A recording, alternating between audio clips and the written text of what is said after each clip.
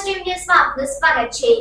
નેત્રંગ તાલુકામાં વિકાસના દાવા પોકળ સાબિત થયા હોય તેવા આક્ષેપ સાથે આપણો તાલુકો વાઇબ્રન્ટ તાલુકો અંતર્ગત 5 થી 6 ગ્રામ પંચાયતમાં ફાળવણી કરવામાં આવી હોય તેવા કોંગ્રેસના આક્ષેપોને તાલુકા પંચાયતના મહિલા પ્રમુખે પાયાવિહોણા ગણાવ્યા હતા, જેવી પ્રતિક્રિયા આપી છે।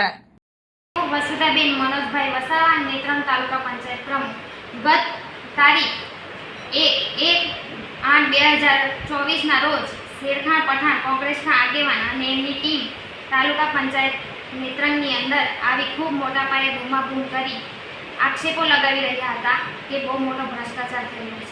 તે વાત તદ્દન ખોટી છે। કોંગ્રેસના અગ્રણી શેરખાન પઠાણ જણાવી રહ્યા હતા કે કાટીપાડા, કોચબાર, કંબોડિયા, વણખુટા 39 ગામ પૈકી આ પંચાયતોને વિકાસથી વંચિત રાખે છે। ભારતીય જનતા પાર્ટીની પંચાયત બન્યા પછી આ 2.5 વર્ષમાં અમે એ લોકોને કાટીપાડામાં 40 લાખ, વણખુટામાં 71 લાખ, કોચબારમાં 54 લાખ અને કંબોડિયામાં 28 લાખના કામ ફાળવ્યા છે।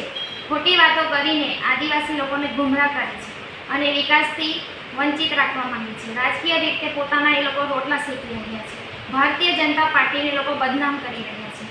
અમારા આદિવાસી સમાજના લોકોને ખોટી માહિતી આપી રહ્યા છે, જેથી હું નેત્રંગ તાલુકાના તમામ આદિવાસી ભાઈ બહેનોને કહેવા માંગુ છું કે આ લોકોની વાતોમાં ખોટી રીતે ના આવો। આ શેરખાન પઠાણ જે ખોટા આક્ષેપો કરીને આદિવાસી સમાજને ગેરમાર્ગે દોરવા માંગે છે, આ શેરખાન પઠાણ સોશિયલ મીડિયામાં અપપ્રચાર કરી રહ્યું છે, ખોટી વાતો કરીને અમારી ભારતીય જનતા પાર્ટીને બદનામ કરી રહ્યું છે।